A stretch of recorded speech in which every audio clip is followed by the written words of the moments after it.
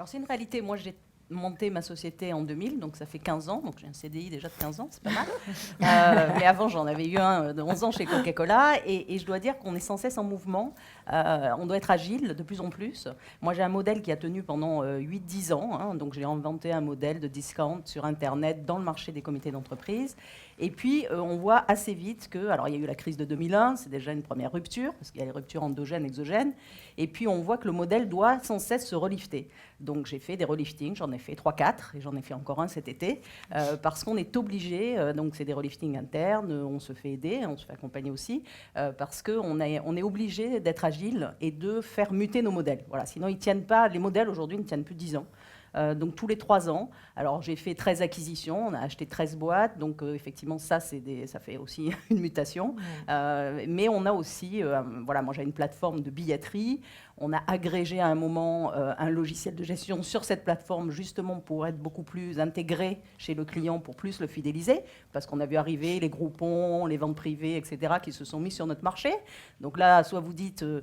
je construis une digue pour essayer de me protéger, soit vous me mettez sur le surf et vous essayez d'y aller et de voir comment vous vous en sortez. Voilà. Et puis après, on a eu d'autres choses qui se sont passées, sans compter les sujets, on va dire, classiques de la création d'entreprise, qui n'est pas un long fleuve tranquille, on le sait bien, mais aucun fleuve n'est tranquille aujourd'hui.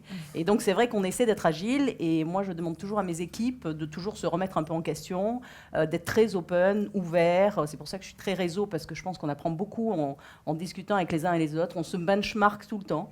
On est toujours en train de dire, tiens, ah mais toi, t'as fait quoi? Ah mais tu as eu un problème avec une banque? Ah bon, mais moi aussi. Et comment tu t'en es sorti? Ah bah tu connais Nantis Stock, etc. Voilà, la BPI, moi je l'ai découvert en 2005, c'était déjà très tard, j'aurais pu la découvrir en 2000. Enfin voilà.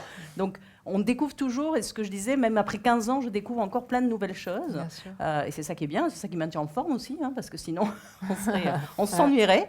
Mais voilà, mais effectivement, et pareil, j'ai fait évoluer la gouvernance de l'entreprise, j'ai managé pendant quasiment 8 ans toute seule, puisque j'étais la présidente directrice générale, et j'ai intégré un directeur général. Donc ça, c'est une étape aussi dans la vie d'une boîte, parce que comment on se répartit, qu'est-ce qu'on fait, etc. Oui, donc, parce que finalement, la mutation du modèle, du business model de l'entreprise, il peut être aussi, en corollaire, il peut y avoir une mutation du modèle de management, de fait. Le lien avec les équipes, forcément, évolue. Oui, d'autant quand on crée, parce que quand on crée, forcément, on attire au début des personnes qui vous rejoignent un peu pour votre passion. Hein, vous le dites, il faut être passionné, et c'est vrai, parce qu'au début, vous démarrez from scratch. Alors, c'est quoi? Tu fais quoi? D'accord, tu as une plaquette des clients? Non, mais tout ça arrive. Bon, donc, vous avez d'abord des gens qui viennent pour votre passion et votre énergie, et puis, donc, beaucoup de jeunes, bien sûr. Alors, moi, j'ai 65% de femmes, donc j'ai attiré un peu plus les femmes aussi. Et puis, petit à petit, vous mettez un peu des seniors. Enfin, quand je dis seniors, les premiers postes, c'était des gens qui avaient 35-40 ans, et c'était déjà des gros investissements. Et puis après, forcément, vous mettez un comité directeur de 6 personnes, et puis un DG, etc. Donc, c'est vrai que j'ai aussi évolué dans les managers que j'ai recrutés. Bien sûr. Et cette évolution rapide du système, elle n'est pas toujours comprise, par contre, par les collaborateurs, hein. Alors, c'est vrai que... l'idée du changement, on l'intègre quand on est dirigeant parce qu'on vit avec et on est obligé et on le voit de façon très positive. C'est vrai que les salariés, quand vous leur dites, nous, on s'est dit souvent, on va dans cette direction. Donc, on fait un meeting, on explique, etc. On fait participer le plus possible.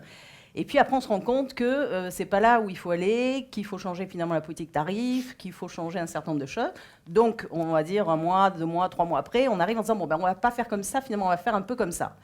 Et là, vous en avez qui disent, mais attends, encore on change, mais c'est quoi? Il n'y a pas de vision, c'est court terme, on ne comprend plus, qu'est-ce qui se passe, etc.